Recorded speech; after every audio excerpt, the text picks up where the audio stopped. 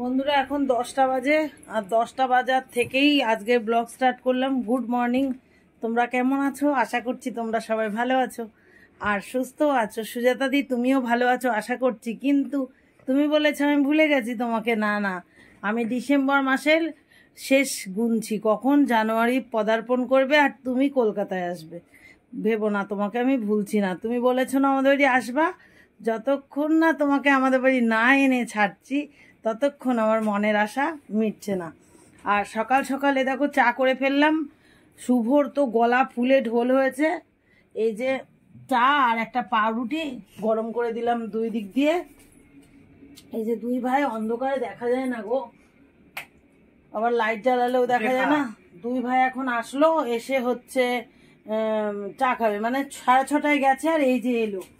আর এ পাশে দেখো আমি এই বাসন কটা কাজে লাগে না বলে বিছানার ওপরে ভুট করে রেখেছি, এবার তুলে দেবো বাসনের জায়গায়।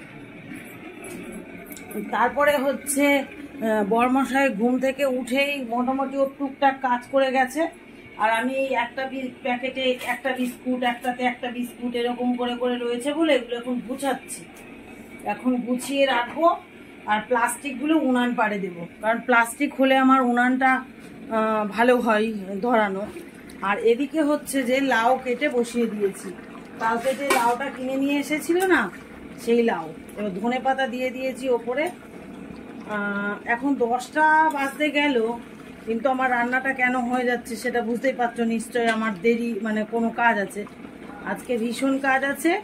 তো এই পার্শে মাছ দিয়ে লাউ রান্না করে ফেললাম, এখনো একটু ফুটবে, ধনে পাতা দিয়ে দিলাম। আর এ পাশে তাওয়া গরম করেছি, কেন বলো তো? তাওয়াটা গরম করেছি হচ্ছে শুভর গলা ফুলেছে, টনসিল হয়েছে, তাই ওই তাওয়াটা লবণের টোপলা দিয়ে রাত্রিরেও ছেঁকে দিয়েছি, তোমাদের সঙ্গে শেয়ার করিনি। তাওয়া অলরেডি নামিয়ে দিলাম, আর এখন ওকে বলবো তুই বসে বসে ছ্যাঁকেই। দেখো লবণের টোপলা এই তাওয়ার উপরে দিলাম, আর বিছানার উপরে এই কাঠের টুকরোটা আগে দিয়ে আসি, তারপরে হচ্ছে যে ওই তাওয়াটা বসিয়ে দিই, আর ও টুকটুক করে ছ্যাঁকে। বলছে যে ছেঁকলে ওর ভালো লাগে। আর আমারও হতো, খুব হতো। আমার সিজন শুরু আর শেষ দুবার করে হতো বছরে। তো মায়ের রাশি লেগে গেছে ছেলের। তো চলো, কি বলছিস, চা মিষ্টি হয়েছে? না, পাউরুটি আমার জন্য ছবি কেন, বাবাকে রুটি করে দিয়েছি, বাবা খেয়ে গেছে, আমি খেয়ে গেছি। বাবা বামুনগাছি গেছে পিসির বাড়ি। এই দেখো তাওয়া দিয়ে দিলাম। আজকে আর কোনো মানে এত ব্যস্ততায় কোনো ক্যামেরা ধরাধরি, যেখান দিয়ে যাচ্ছে সেখান দিয়ে আসছে, খুব ব্যস্ত জানো না। এবার এই লাউয়ের তরকারিটা নামাবো, আমি ওদিকে আবার ভাতের হাঁড়ি দেখো 1 নিমিষে বসিয়েও দিলাম। চালটা ধুয়ে দিয়ে ছান করতে যাব, তা এইগুলো একটু গুছাবো। মানে তারুণার তো আর শেষ নেই আমার হচ্ছে জন্মটাই মনে হয় ব্যস্ততায় ব্যস্ততায় হয়েছে, সেই জন্য সারা জীবন শুধু ব্যস্ত ব্যস্ত কাটাবো। তো শুভর হচ্ছে যে ডাক্তারের কাছে নিয়ে যাওয়া দরকার ছিল, কিন্তু ব্যস্ততার গুঁতোতে আর যেতে পারবো না। বিকেলবেলায় নাম লিখিয়ে রাখবো। এই দেখো 10টা 20 বাজে, তোমার নাম লিখিয়ে রাখবো। কানের ডাক্তার দেখাবো নাকি টনসিলের, মাথায় কাজ করছে না। যাই হোক, এখন স্নান ধান করে যাব তো ডিউটিতে, সব কলিগদের সাথে একটু আলোচনা করব। মনে হচ্ছে যে আমাদের যে ঘরোয়া ডাক্তার চন্দনদা, ওনার কাছেই নিয়ে যাব, উনি কি বলে তারপরে সিদ্ধান্ত নেব। আর এই দেখো ঘুম থেকে উঠেই গরম জল করে 3টে বিছানার চাদর ভিজিয়ে দিয়েছি। ওই যে চাদরগুলো বৃষ্টি টিষ্টির জন্য দিতে পারলাম না, মানে অতিথি এসেছিল সেই, মানে কাজ তো একবারে মুক্ত করতে পারি না। বাকি কাজগুলো সব হয়েছে। কলপাড়ে 2টো বাসন আছে, ইচ্ছে করে ঠান্ডা জল ঘাটতে যায়নি। পেরুকে খেতে দিয়ে আসলাম 2টো বিস্কুট। এখন এই ভাতটা নামাবো, মানে ভাত চাল ধুয়ে দিয়ে চলে যাব বড়দির কলে, ওইগুলো ধুয়ে দিয়ে এসে মেলে দেবো। ততক্ষণে জল ঝরতে ঝরতে আমি বাসন ধুয়ে স্নান করে নেব। মোটামুটি 10:30টা বাজে, তো 11:30টার মধ্যে আমি বেরিয়ে পড়বো। তো চলো। আর আমি তো সকালবেলায় বিস্কুট, চা, রুটি খেয়েছি, সেটা তোমাদের সঙ্গে শেয়ার করতে পারলাম না, কারণ বরমশাই একটু ছোটো ননদের বাড়ি দীর্ঘ অনেকদিনই যাওয়া হয়নি, তাই ছোটো ননদের বাড়ি গেছে।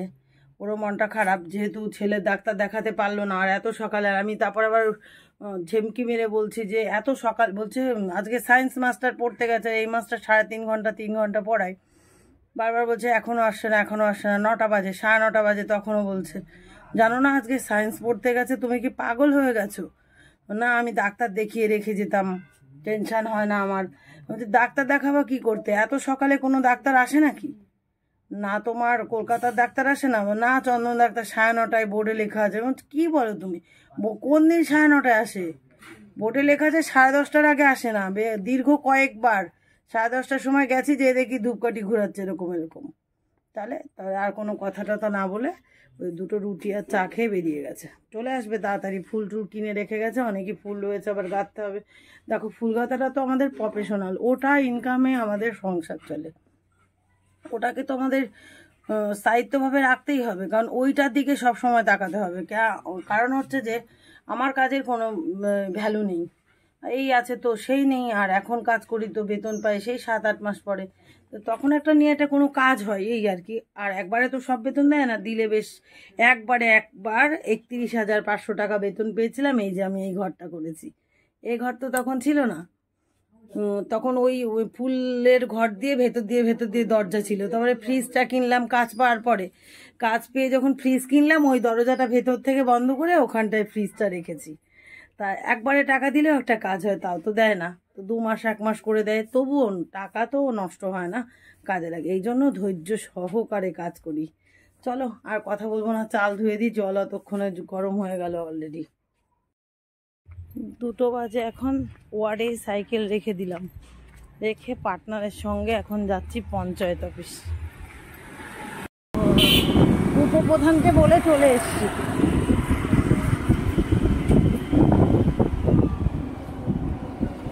এই রাস্তা অনেক খারাপ হয়েছে জল বেঁধে বেঁধে।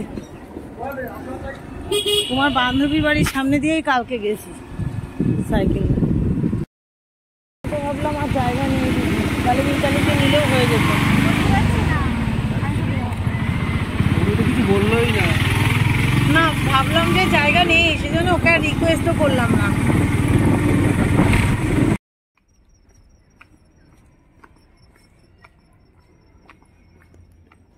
পৌনে 5টা বাজে আর বাড়িতে ঢুকছি, তালা কি সব দিকে? না, ছেলেরা মনে হয় ঘুমোচ্ছে, আর আমি ওয়ার্ডেই সাইকেল ফেলে রেখে চলে আসলাম। সাইকেল বর্মশায় আসলে যদি রাতে আনবে, নইলে ওই বাড়িতে ফোন করে দেবো, বলবো ঘরে তুলে রাখতে, কারণ ওয়ার্ড বাড়ির থেকে অনেক দূর, আর অটো থেকে নেমে হেঁটে গেলেও অনেক দূর হতো। বাড়ি থেকে যাওয়া বা কাছে হবে, কিন্তু অটো থেকে নামলে বহুত হাঁটতে হতো। এই সময় আর সময় হলো না, সাইকেলে ওয়ার্ডেই পড়ে রইলো, আমি অটো থেকে নেমে পড়লাম। চলো বাবু তোরা আছিস? দরজায় আবার তালা দেওয়া নেই, দেখো ঘরে অন্ধকার।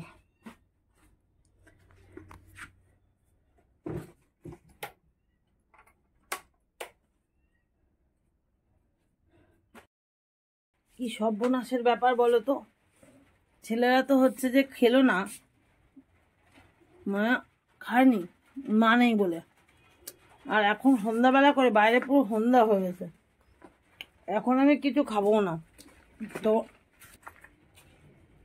তো বললাম যে চা করি, ওর চা খেয়ে নি, বলে না চা খাবো না।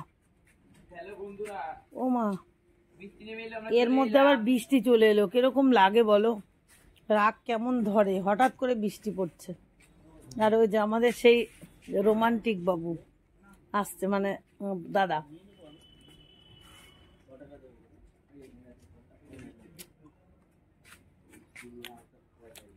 আগে বরমশার বাড়ি নেই, ছেলেগুলোরও খাওয়া হলো না।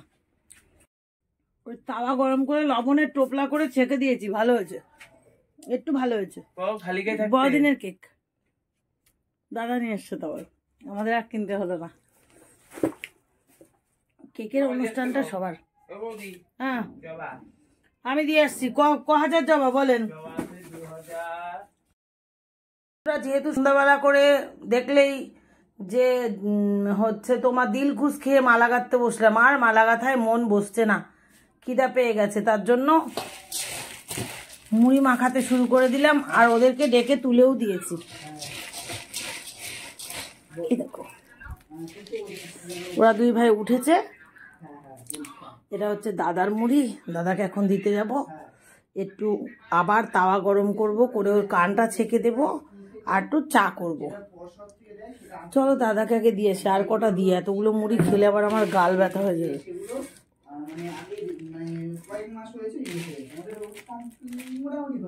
যেই না মুড়ি চা খাওয়া কমপ্লিট হলো, আর চলে আসলো শুভজিতের স্যার।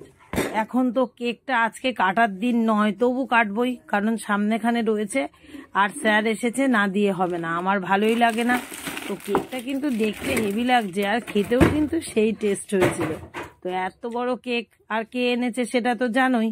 তো চলো কেকটাকে ফট করে কেটে ফেলি। কেটে ফেললাম, এই যে এতটা অংশ স্যারকে দেব, আর বাকিটা আমরা পরে চুপচুপ করে খাবো। আর স্যার মশাই এই ইতিহাস ভূগোল পড়াচ্ছে, লিখতে দিয়েছে, ছাত্ররা একেবারে নন স্টপ বসে আছে, দেখেছো তো, এখন আর নড়াচড়ার কোনো সিন নেই, অথচ আমরা সারাদিন বক বক বক বক করতে থাকি, কেয়ার করে না, এখন স্যারের কাছে চুপটি মেরে বসে আছে। আর কৃষক আন্দোলনের বাবা রামচন্দ্র, তোমরা লিখেছো সেখানে ফজলুল হক। ফজলুল হক আছে শেরি বঙ্গাল, এটা একটা ফোরের স্টুডেন্টরাও পারে যে একে ফজলুল হক শেরি বঙ্গাল নামে পরিচিত। কতবার করে এই প্রশ্নটা শেখানো হয়েছে, এটা কি করে জয়প্রকাশ নারায়ণ হয়? একজন ইসলাম শেরি বঙ্গাল, ইনি একজন মুসলমান, এই যে ফজলুল হক, মনে রাখবা। আর এই একটা ভুল হলে আর একটা ভুল।